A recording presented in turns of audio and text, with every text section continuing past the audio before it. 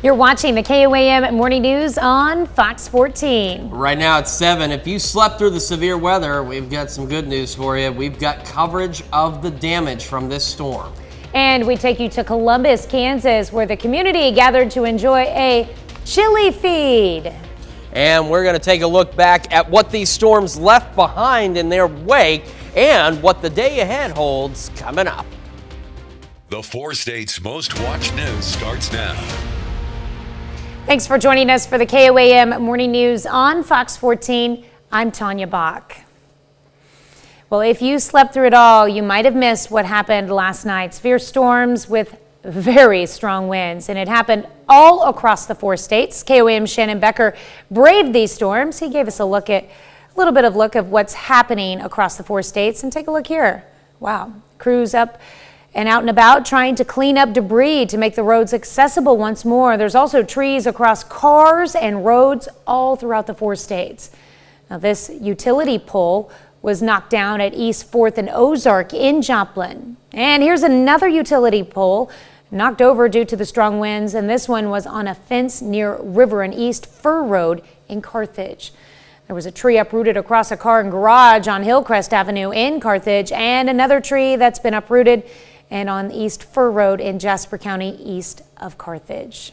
Well, continuing with that storm damage report, as KOAM's Sam Lane was on his way home from keeping you updated on severe storms overnight, he ran into some storm damage as well. Take a look at these. Shot here by Sam Lane and showing us a large tree blocking a road. And this is also a reminder, if crews are out working, please find an alternate route. Well, if you're wanting a closer look at this branch on 11th and Mineral in Galena, we got it right here. Here's one picture of it, and here's another. Please stay safe as crews continue to work to clean up the damage. Don't forget, you can be the first to know about the day's weather with the KOAM Skywatch weather app. Get severe weather updates sent straight to your phone free of charge. It's available in the Apple App Store and the Google Play Store. The KOAM Skywatch weather app. Crawford County Mental Health Center announces 2 brand new programs. Individual Placement and Support Program will help people with mental illness find employment regardless of their background. The Assertive Community Treatment Program, or ACT, will consist of weekly intervention services, and the goal will be to reduce client interaction with law enforcement and unnecessary ER visits for the severe and persistently mentally well. ACT is actually a team approach to treat people in our community. It's a community-based program instead of like an individual provider. Individuals Placement and Support Program launches today. The Assertive Community Treatment Program launches on Tuesday. Well, we had that rocky start to our Monday. We're going to recap those storms, their path, and what they left behind. First, a live look at the MoDOT camera at 32nd and Range Line. We're looking good. Sun is rising. Skies are clearing, but they are breezy. 52 in Joplin. Southwest breeze at 26, gusting to 38, and it will continue to stay breezy through the majority of our day. We're at 50 in Iola, 54 in Parsons, 53 Miami, 51 Neosho, Carthage, Lamar, and Nevada. As we get our day started, some of us again slipping back into the upper 40s. Otherwise, we're hanging on to the lower to mid 50s to start our day. Wind gusts through the morning in that 40 to 50 mile an hour range. By this afternoon, they start to calm down to that 20 to 30 mile an hour range. It will be mostly clear, so we'll have plentiful sunshine out there. In fact, pretty nice too, making it up to 64 for our high. As we head into this evening, we're going to drop back down to a low of 43 under mostly clear skies as well. We have a nice few days ahead of us, but we've got some big changes in our forecast coming in the next several days. As if these storms weren't enough, there's more. We're going to talk more about what's coming later this week and again recap those storms and what they left behind here in just a few minutes. Tanya? All right, thanks, Chris. Well, some residents gathered for a chili feed in Columbus over the weekend. KOAM's Yana Dula has more from the event. The 25th annual Chili Feed brings around 200 visitors to the Center Christian Church in Columbus. It's a very well attended event, and we get a lot of visitors. And you know, part of the mission of being a Christian is to have outreach to other people and to help them to see, you know, that we all need Jesus. Different kinds of chilies are being served, thanks to donations by the church members. And a lot of guys, they hunt and stuff like that, so we have elk and deer chili and things like that. So it's the cost is not bad. Every year, there is some hot chili for people to try. I don't know what seasoning they've used this year, but every year they do have something that's probably too hot. John and Rick have headed up our cooking and our chili for a lot of years now, and usually Rick or John, one of them, brings some kind of a hot sauce that they've found on vacation somewhere, and they just put the whole bottle in the chili. A lot of members attend the event, but new faces show up as well. It's always a big event for us to come to. We're excited to come to, and we also use it as an outreach event, so it's really good to see new faces out at church, to introduce ourselves to other people and hopefully share the gospel with them. Officials say visitors attend from in and outside the county limits. We just want them to know, that we care about our community and everything, and our church is trying to reach out to our community and let them know, just like Kurt said, about the love of Christ. In Columbus, Janna Haudala, KOAM News. I've never seen. The event also included some bluegrass gospel music following the dinner. Well, coming up, Chris has another look at your windy Monday. And later, how celebrity opinions have influenced opinions on the vaccine. You're watching the KOAM Morning News on Fox 14.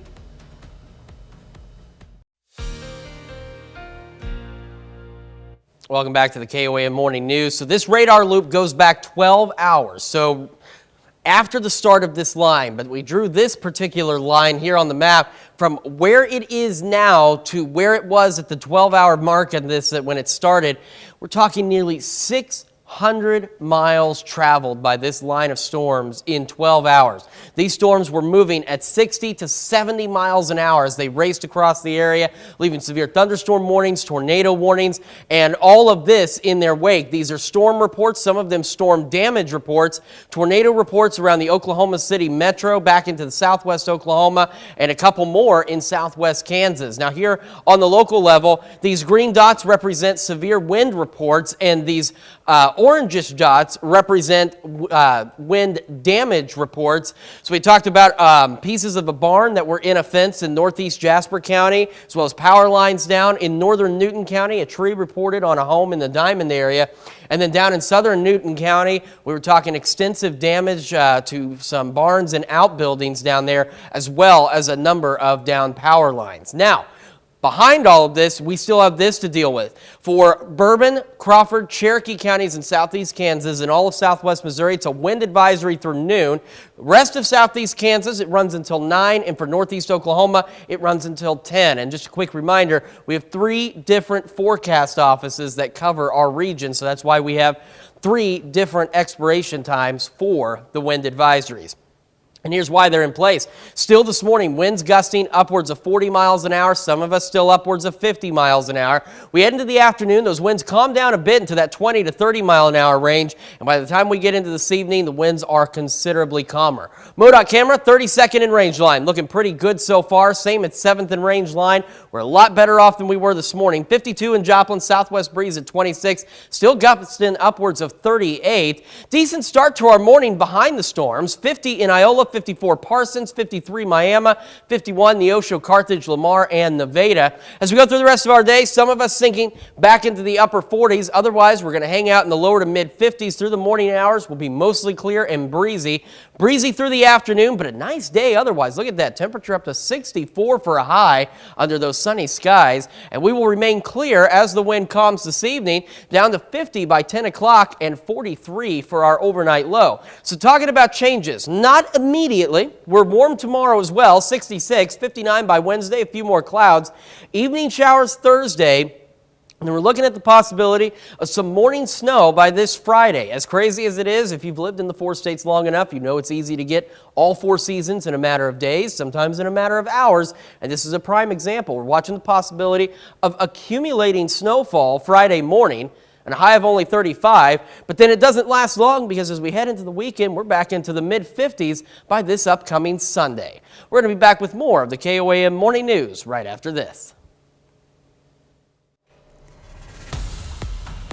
In Health Watch this morning, people will soon be able to self-test for both flu and COVID-19 in one fell swoop without leaving their homes. Food and Drug Administration authorized the first over-the-counter home test that can detect both influenza A and B, as well as the virus that causes COVID-19. According to the FDA, using samples from a nasal swab, the Lucira COVID-19 and flu home test provides results in around half an hour. The single-use test does not require a doctor's prescription. Adults will also be able to take samples from kids 2 years old and older. The FDA recommends that those who test positive contact their doctor to report the results and receive follow-up care. Well, the Biden administration proposes to tighten rules for telehealth drug prescriptions, meaning patients may have to see a doctor in person before obtaining certain potentially addictive drugs. The Drug Enforcement Administration says it is looking to rein in prescriptions for drugs like OxyContin and Adderall, which may be abused. Federal requirements for getting prescriptions for drugs in person were waived during the pandemic, and the boom in telehealth meant doctors could write prescriptions for powerful drugs without face-to-face visits with patients. The change would also require patients to see a doctor at least once for refills or less addictive drugs like Xanax and Ambien after initial telehealth visit. The restrictions would take effect after the COVID-19 public health emergency ends on May 11th. Well, it's no surprise that getting at least 7 or 8 hours of sleep is good for you, but not getting enough could lead to health problems, especially with your heart. About 10 to 15% of Americans struggle with insomnia.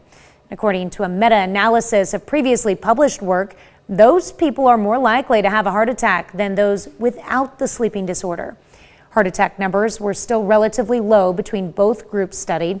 Duration of sleep played a factor. Researchers found those who slept less than 5 hours or more than 9 hours were at greater risk for a heart attack. And they say the central issue here is blood pressure. People with sleep problems tend to have elevated blood pressure at night. And a new study shows celebrities may have helped foster anti-vaccination sentiment during the COVID pandemic. Researchers looked at nearly 13 million tweets between January of 2020 and March of 2022 about COVID-19 and vaccines.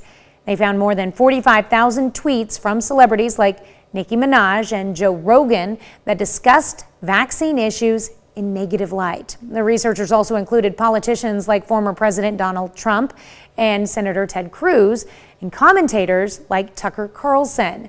The negative tweets generated more than 16 million likes.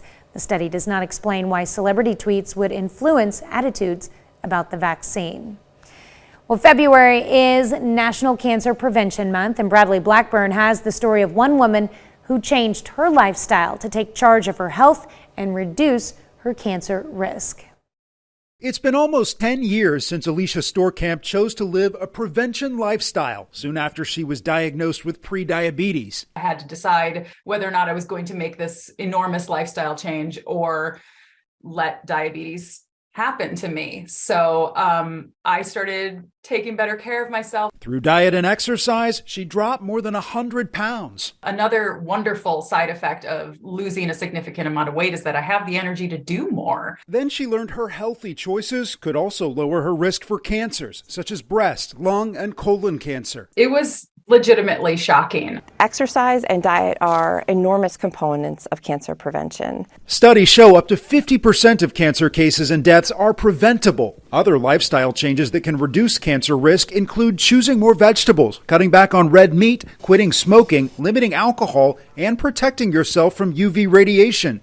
Routine screenings are also critical, but a new survey from the Prevent Cancer Foundation shows 65% of Americans say they're not up to date. Early detection equals better outcomes. So the earlier cancer is detected, the better your chances of a successful treatment are. Alicia turns 40 soon and knows screenings for many cancers are ahead. Mammograms are going to be a part of my very soon future, and I welcome it. Honestly, I welcome all screenings. I think it's really helpful to be aware of what's going on inside my body. Alicia now works for the Prevent Cancer Foundation and is helping create an online community to help support others trying to reduce their risk and live healthier.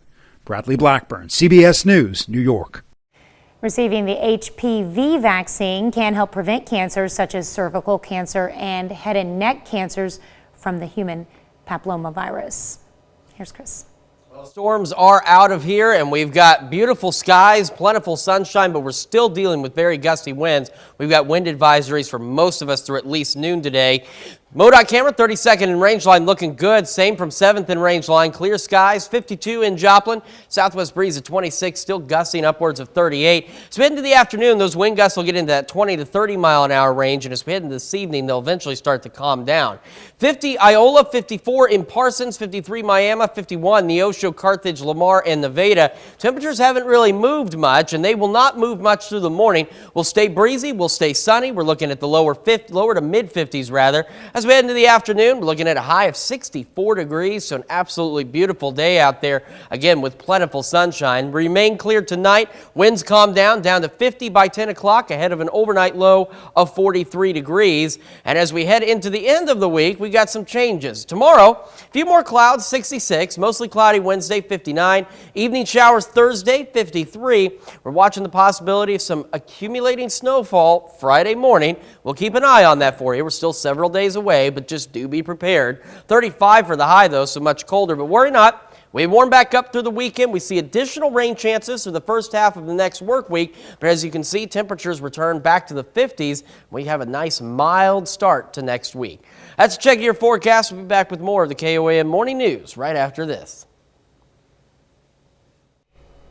Welcome back. Well, we told you we're having a Disney day this morning on the KOAM Morning News, and to kick it up, we're going to learn about a production of Beauty and the Beast Junior coming up with Frontenac Junior High, and joining us with all the details, we have a theater director, Seth Harley, and Stevie Likely playing the role of Belle. Thank you both for coming in this morning.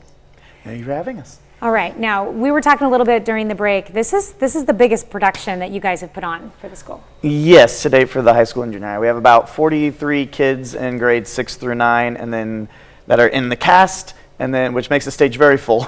And then we have 10 crew and 2 assistants, plus all parents and various other people that become involved. It takes a village to make a big production. So do you use students from both the high school and middle school or junior high, or? It goes through 9th grade, so we use the 6th grade through the 9th grade. Okay. And then some of the older kids might jump in as assistants to help out with stuff. Mm-hmm. Well, it gets them excited in theater before they get to high school, so that's really cool. Now, Lexi, I understand you're an 8th grader. Mm-hmm. Tell me a little bit about your role as Belle. Belle, she's confident and she loves to read books, and that's not very common in her village. So she's not quite welcome there, but she doesn't really care. She just loves herself, and she finds herself welcomed somewhere else that she never thought she would find. Okay. How hard has it been to, is this your first production, or have you been in other plays before? I've been in other plays. I've been in two other plays. I would imagine the number of lines you have for Belle is a little bit higher than... Yeah, but having experience just a little bit helps a lot, and it's been fairly easy. I mean, like, being nervous sometimes can, like, jumble your words, but it usually just comes to mind and it flows pretty easy. Now, we've all seen the Disney classic. Mm-hmm. How close is the storyline with this play? I'd say it's pretty exact. There's, like, some other added songs, but the story is played almost exactly. Mm-hmm. They can't mess with the classics, right? How fun has it been working with the kids for this? It's a great group, and they've got lots of good energy, and it's been a very enjoyable show. I say right now it's always the exhausting final push to it, so we're all, I think, ready to get to the performances, but then once it's gone, we'll all be kind of sad at that point, but It's been a lot of fun working with this group of kids. And speaking of the performances, the first show is on Sunday. You want to give us the details of when and where and all the show times? It is Sunday at Frontenac High School at 2:30, and then it is Monday and Tuesday at 7 o'clock. Tickets are just $5 general admission and are available at the door when you show up, a half hour before the performances. Of course, that $5 helps you put on future productions as well. Yes. All right, well, thank you so much for coming on this morning, and I have to say it, break a leg. Thank you. All right, we will be right back.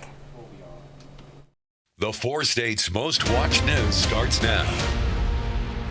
Welcome back to the KOAM Morning News on Fox 14. It's currently 7:29. Oswego Health and Rehab in Oswego, Kansas has a new member of its family. Rosie is a robot to help make the lives of staff easier and to enhance the time staff can spend with residents.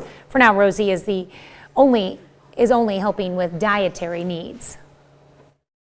Mealtime is a social time for people that live here. Any little thing that's going to help the residents enjoy being here and staff working here is it's priceless.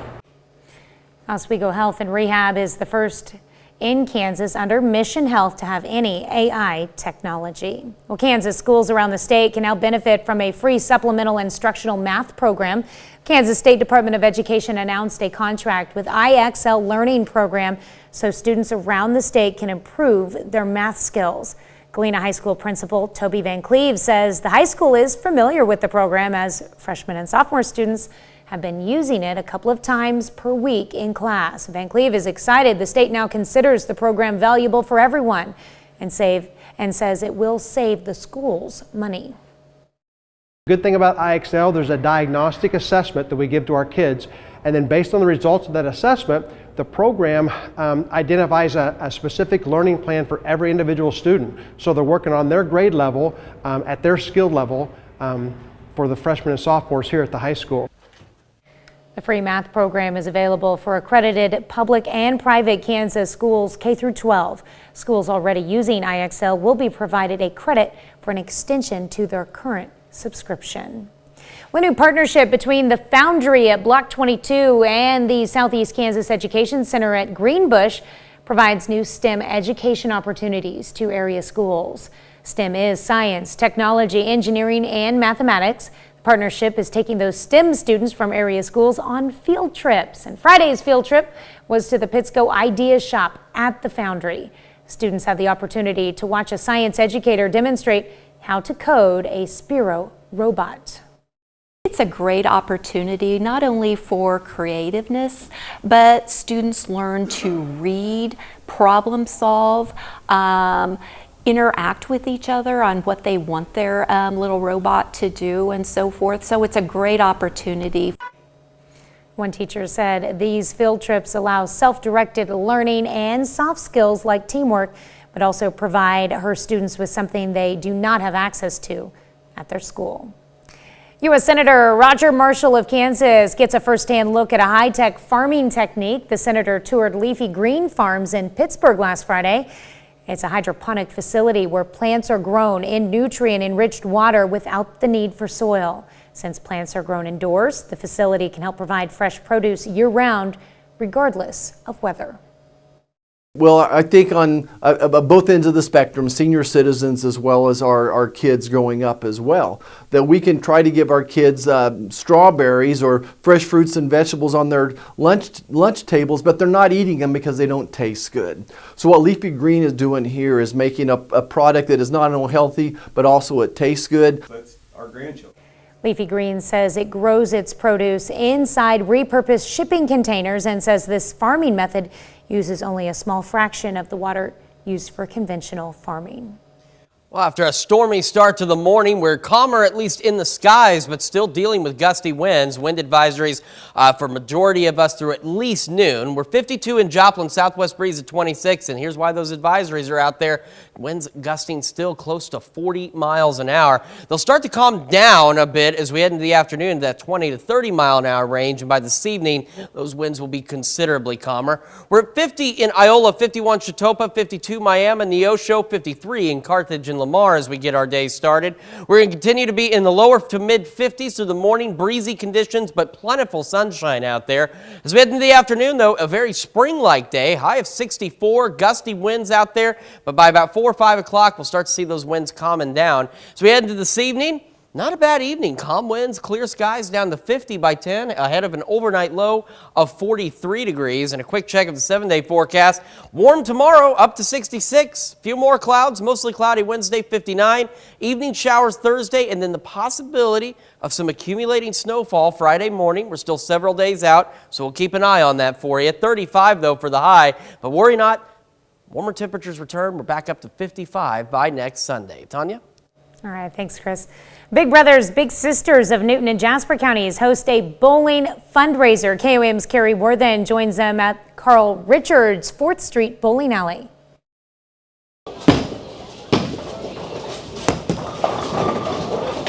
If I'm bowling to win, we're all in trouble, but I'm here for a lot of fun. Every year I have a few streaks where I think I can bowl, so we'll see. Give me a couple rounds and I'll be there this year.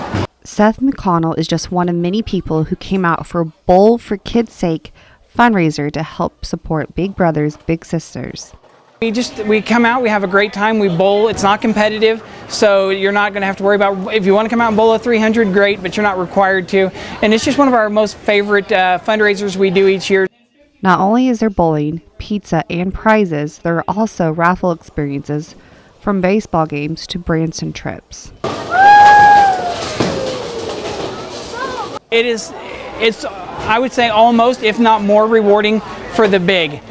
Just knowing that they are here able to help this child who just needs that little extra love. What are some of the things you like to do? Do you like to go play disc golf, or do you like to go to the library and read some books? It is just spending that time with that child who just needs that positive adult role model in their life. It means a lot. It helps to know that people out there are rooting for you and caring for you, and that's an organization like this. It's huge. 40 years ago, I was a little brother, and so just having that one person to invest into your life. And what I always say is that we don't change the kid. The kid's not broken. We're not trying to fix them. In Joplin, Carrie Worthen, KOAM News. You can find out more about Big Brothers Big Sisters of Jasper Newton counties on our website, KOAMnewsnow.com. That's a look at our top news stories coming up this half hour in the KOAM Morning News. Millions of Americans are scrambling to figure out what to do after pandemic-era SNAP benefits are ending. And we've got a beautiful day ahead of us after a stormy start. We'll take a look at your latest forecast when we come back. Welcome back. We are continuing our Disney theme this morning. Earlier we talked to you about a play in Frontenac with their junior high students, Beauty and the Beast Jr. And now we have a little bit older performers, not too old, performing Cinderella. We're good with it. Not too old. Well, thank you for joining us this morning. We've got Brianna Clark and Alex Cheney here to talk to us about Roger and Hammerstein's production of Cinderella. Thank you for having us. Yes. Okay, so this one, the show kicks off, it's Friday, Saturday, Sunday. Yes. Obviously, you guys have been working on it for a while. We have, yes. It's been a process. Yeah, definitely. Yeah, but we're really excited about it. It's a great product, and it's a timeless show. So you are the director? I am, yes. Tell me about the cast size, who you've got involved. So we have people in the cast from ages 5 to ages 67. So it's a wide range, and it's a community theater show. So everybody comes together in their free time, and really, it's a beautiful thing because these people are giving their time just to create, some art. So our cast size is 40, 30? I'm not exactly sure, but it's a large cast, which is really exciting. Yeah. Oh, absolutely, yes. But it's great, yeah.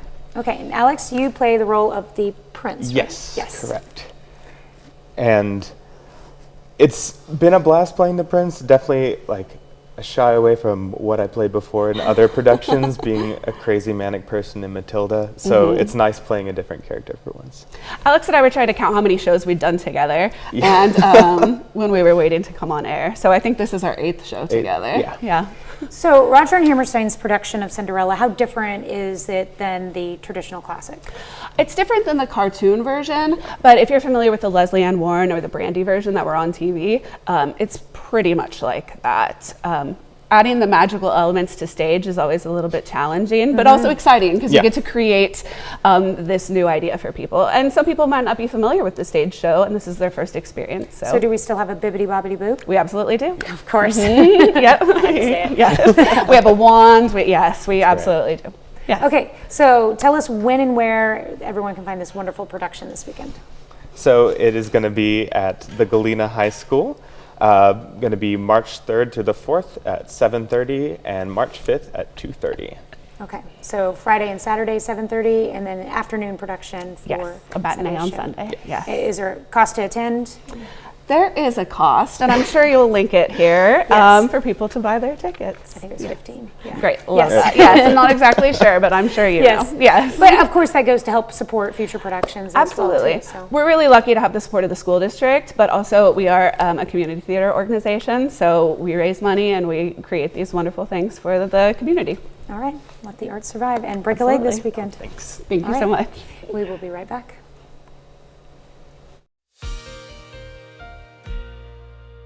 Well, after a stormy start to the day, we've got clear skies out there, but we are still dealing with those gusty winds. We have wind advisories for all of us through at least noon today because we're going to see wind gusts pushing 40, 50 miles an hour this morning. Then they'll be 20 to 30 this afternoon before they calm down this evening. But beautiful view from the MoDOT camera, 32nd and Range Line. Same from 7th and Range Line.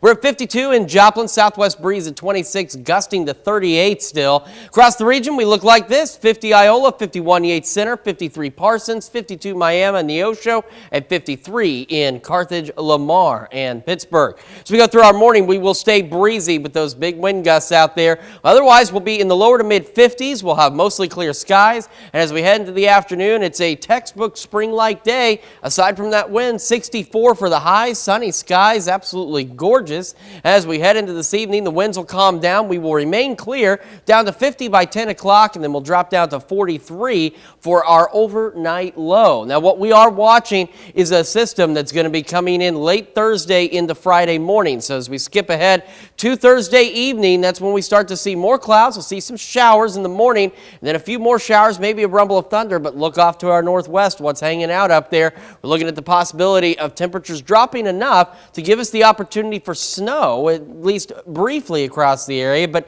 even though it's brief, it could be enough that we could see some accumulating snowfall as we head into Friday morning before it transitions back to rain. Before we get there, though, look at tomorrow: 66, partly cloudy skies, a few more clouds Wednesday, 59, evening showers, that morning snow Friday. We're still several days out, so we'll keep an eye on that for you. Down to 35, though, for the high, so pretty cold. But after that, we head into the weekend, and we're back into the mid-50s by Sunday. That's a check of your forecast. Now here's Tanya Bach with Consumer Watch. That's right. Thanks, Chris. Netflix cuts cost of subscriptions in more than 30 countries. The move comes as competition between video streaming services continues to grow internationally. Countries in the Middle East, such as Iran, Jordan, and Yemen, were affected, as well as Nicaragua, Ecuador, and Venezuela in Latin America. Some nations even have seen their subscription costs cut in half. For those in countries not affected, they might see their subscription price increase. Netflix executives have mentioned raising prices in places where they can afford to in the near future. Food advocates are warning of a looming hunger cliff starting this week. The government is slashing pandemic-era federal funding for millions across America. Astrid Martinez has details. For roughly 3 years, families grappling with the impact of COVID-19 shutdowns and job losses qualified for extra money to help put food on the table. Data shows the Supplemental Nutrition Assistance Program, known as SNAP, kept 4.2 million people out of poverty. But this past December, Congress passed a bill ending those extra SNAP benefits. 18 states already saw benefits expire in February. On March 1st, the remaining 32 states will see those emergency COVID-era payments end. Households will lose at least $95 a month, but some could see a cut of $250 or more. The SNAP deductions come as inflation has increased food prices overall about 10% from just a year ago. Meanwhile, food banks are rushing to meet an expected increase in demand. Can you explain to us how badly the situation is? With the prices at supermarkets now and the SNAP benefits reducing, people are just going to need more help. And experts say elderly Americans could be hardest hit by the cuts, as they are the ones that are receiving the minimum monthly benefits. Astrid Martinez, CBS News, New York. Well, these extra SNAP benefits have been a lifeline for Americans struggling to feed their families during the pandemic. The extra benefits are just days away from ending, and with the cost of food rising, families are bracing for tougher times at the cash register. We'll be right back with more after this, but first, let's take a look at the market prices before the opening bell.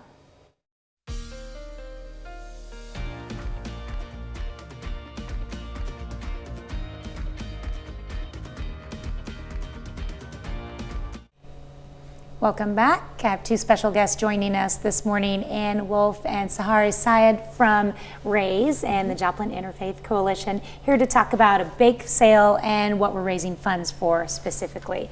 Let's talk about this big bake sale that you've been doing it for years, you said. Yes. Joplin Interfaith Coalition, it is, like a group of us, like from the Islamic Society of Joplin, the United Hebrew Congregation, South Joplin Christian Church. We got together after the tornado in 2012. It was the first thing. And then through the years, we started to do something to promote more fellowship among the community. So in 2017, actually, when we started to have the bake sale, and all the proceeds would go for a cause, either international or local. So the first time it was for the hurricane. Then second time it was for cross lines. And the third time, just before the tornado, it was for Joplin schools to pay lunches off. So this year, like during the COVID years, we were not really active, and we thought that we should resume it this year and do something also local. During the COVID time, actually Joplin has the first group of immigrants to move to it. Before that, we didn't really have, I don't mean, like immigrants, we have international immigrants, but I mean the refugee. They are a special group of immigrants who really suffer hard. So we reached out to the RAISE organization to learn more about, that group and what they are suffering from. So we thought, okay, this year we'll do our interfaith bake sale. The proceeds will go toward their goal. So, like we asked them, and probably Anne will explain more about that cause. But in addition to the international baked goods that people will find in our bake sale, we also have other organizations contributing. We have the Brace Place. They are, like have their lights of hope will be on display. Like this nice bottle will be sold for $20. We have, like an author, Dr. Saba, her book will be sold. All the proceeds also will go for the same cause. Okay, so when is specifically the bake sale going to be? March 4th from 10 to 1 at the Islamic Society of Joplin. Okay, so on Saturday from 10 to 1? Yes. All right. And this year, the funds that RAISE specifically is using it for is to purchase a driving simulator. Yes. Tell me a little bit about how this is going to help. Yes, so it's stressful to learn how to drive under normal circumstances. So when you come to a community where you don't know the language and the culture is new to you, and you've experienced a significant amount of trauma, it's difficult to learn how to drive. So a driving simulator can provide a safe and secure environment for refugees to learn how to drive. And so the pressure is to get a job quickly and to get engaged in the community. So having the driving simulator will prepare people to be safer drivers before they get behind the wheel of a real car. Okay.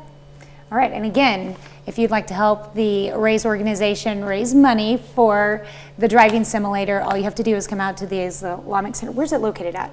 1805 West 32nd Street in Joplin. Like it's close to McDonald's on 32nd Street, so people can see it. All right. So, yeah. You can also give to raisecommunity.org/donate.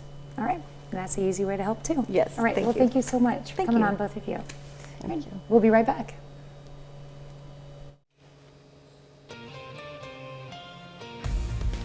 Here's a check of today's top headlines, the news you need to know before you head out the door. A new partnership between the Foundry at Block 22 and the Southeast Kansas Education Center at Greenbush is providing new STEM education opportunities to area schools. STEM is science, technology, engineering, and mathematics. The partnership is taking those STEM students from area schools on field trips. Friday's field trip was to the Pittsco Idea Shop at the Foundry. Students had the opportunity to watch a science educator demonstrate how to code a Spiro robot.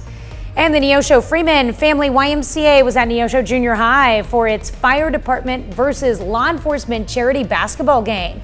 On top of all the sporting action, family activities for all ages were provided both before and during the game. And some of the activities were face painting, giveaways, and a silent auction, and a half-court shot at halftime. We've got a breezy day for us today, mostly clear skies, 64 for the high as we head into this evening. Winds calm down. We remain clear down to 50 by 10, overnight low of 43. Looking ahead, we're warm tomorrow up to 66, 59 Wednesday, evening showers Thursday, maybe some morning snowfall on Friday, and then we'll warm back up into the mid-50s by this coming Sunday. So after a very active morning, we're watching the potential for some of that accumulating snow as we head into Friday. So hopefully goodness. it doesn't come to pass. I mean, we can get all 4 seasons in the 4 states in a week. Sometimes we can get all 4 seasons in the 4 states in a single day. So, Well, it sounds like the biggest problem overnight was the strong wind gust and stuff. But Yeah. is that wind going to keep up today? it's going to stay breezy as we head through today. So, and we'll have the latest on your forecast and news. So thanks so much for letting us put the good in your morning. As mentioned, we'll be back with more news and weather at noon. Have a great morning and an even better day.